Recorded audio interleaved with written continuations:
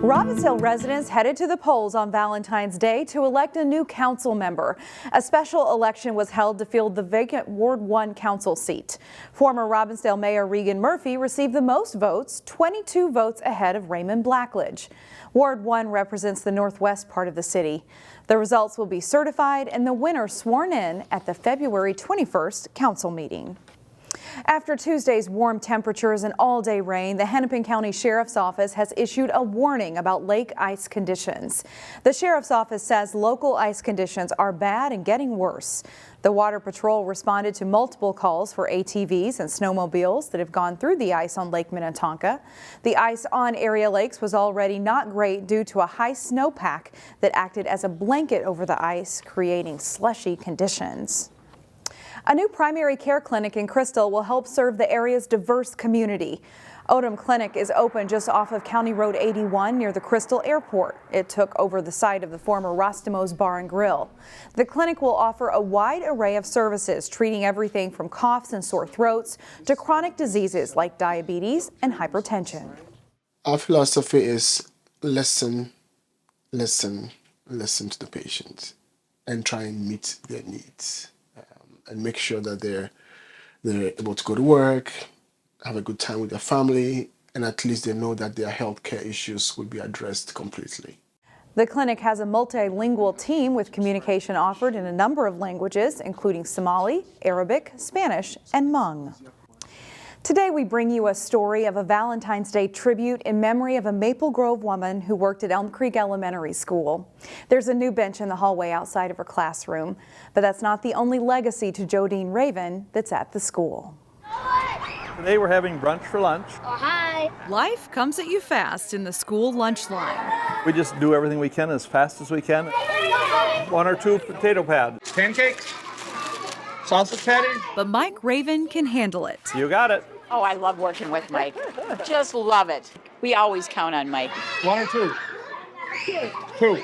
There you go. A volunteer who can dish it up. There you go. One plate at a time. They're flying because they want to eat. Mike Raven has become somewhat indispensable. We're going to start multiplication. Let's go. As a school volunteer at Elm Creek Elementary. It's truly amazing, the energy he brings to the classroom. No, that's hers. Your turn to shake now. All of this volunteering started with a simple question when Mike retired. My wife said, what are you going to do all day? His wife, Jodine, worked at Elm Creek Elementary. She said, maybe you should come over to school and do some work. So Mike started helping out. It's just evolved and evolved. It was a plus that they were in the same building together. We were a great couple. We did a lot of things together, had a lot of fun. I'd give anything to have her back. Mike was by Jodine's side through a cancer diagnosis and 2 years of treatment. We don't call the shots. And I've learned that very clearly. And as a caregiver, he would find respite back at school. We'll do it next time. It gave me an outlet or a release too, because being a caregiver it's very important, but it's also very hard. Jodine died last Valentine's Day. Tear up. It's almost been a year and I still do that. And Mike could think of no better place to honor her on the first anniversary of her death. It's where she was happy. Than here at school. It definitely warms my heart to see everybody here. Staff and family gathered outside of Jodine's classroom. It's amazing how many people are here. Wow. It's been a tough day, but it's a good day. A bench with one of Jodine's sayings will be a place for students to sit. It says on there, 1 day at a time, which is how Mike and Jodine faced the hard journey that they had together with grace and love. It's part of a larger legacy Jodine left here. Always do your job to the best of your ability, and then just do a little bit more. And never shy away from the opportunity to volunteer. It's a legacy Mike Raven will continue to live out. We'll move it forward. We'll move on. 1 day at a time. And we were not able to list all of Mike's volunteer contributions in this story. He also builds 4-foot-tall paper mache creatures for the school for I Love to Read Month. A Wayzata high school football player experienced the trip of a lifetime over the weekend. Last October, we told you the story of Jack Simon, who was honored by the Minnesota Vikings for overcoming stage 2 Hodgkin's lymphoma and subsequently raising money for cancer research. Delane Cleveland has the story on what happened next. When we last saw Jack Simon, he was busy in the Wayzata High School weight room. Yet one day before we met Jack was a day he'll never forget. On October 9th, Jack was honored by the Vikings as their hometown hero. I was diagnosed with stage 2 Hodgkin's lymphoma. The team played this video during a timeout of their game against the Bears. So it was really scary. Not only did Jack get through his treatment and go into remission, he also helped raise money for cancer research. Jack Simon! His family and teammates joined him on the field that day, but this honor also came with a special surprise. Jack, you are going to the Super Bowl! 2 tickets to Super Bowl 57 in Arizona, which his coach knew about ahead of time. I found out just a little bit before he did. So it was really hard to keep that a secret. You know, you don't want to be able to share that.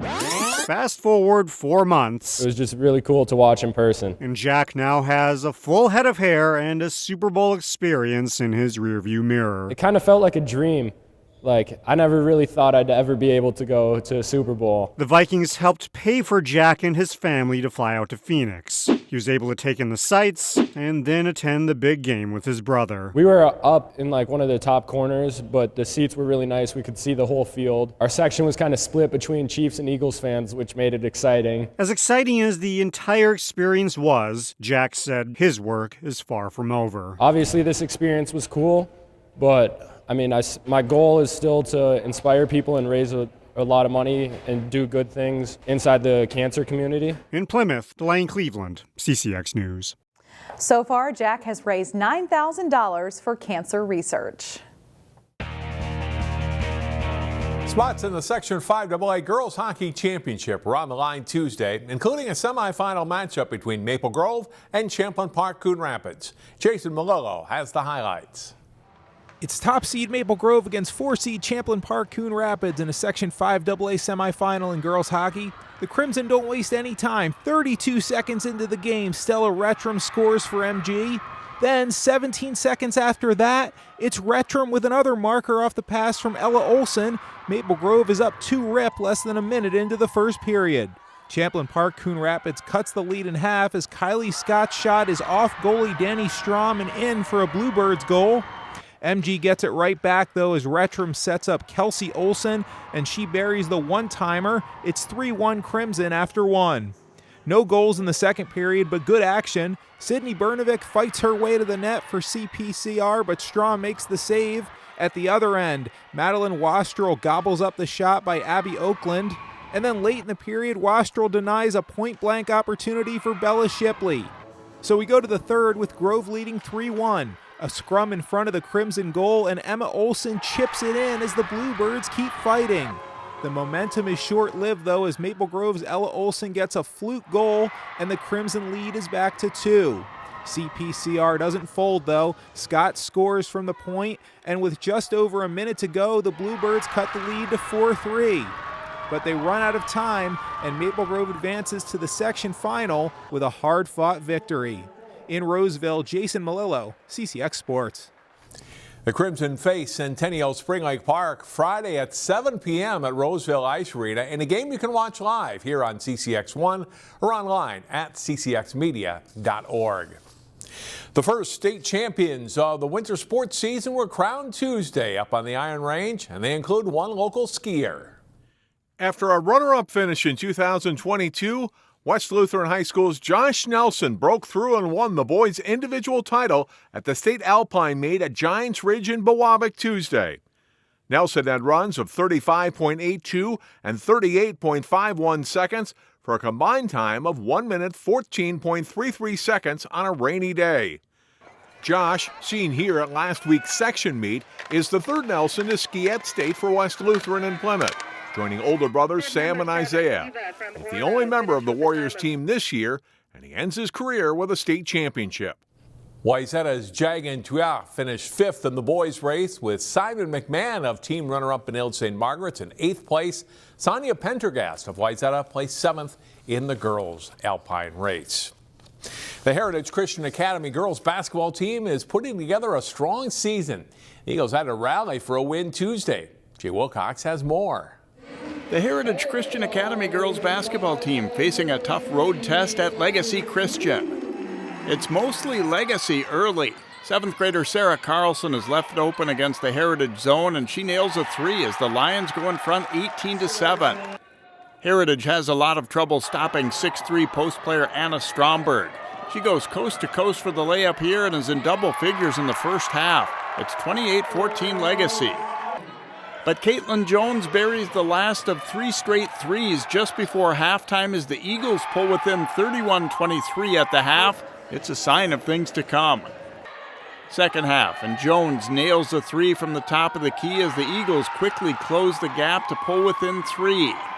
Jones gets the assist here with a nice bounce pass across to Grace Williams for the short jumper, and Heritage surges into the lead 42-36. They work it inside to Abby Inman for 2 of her 14 points. The Eagles have all of the momentum at this point. And Jones helps them put it away. She sinks a 3 from the corner for a 9-point lead. Jones is an amazing 10 for 16 on threes to set a school record for threes in a game. She falls just short of her career high in points, scoring 37. Heritage is now 17-3 after a 62-46 comeback win. Jay Wilcox, CCX Sports.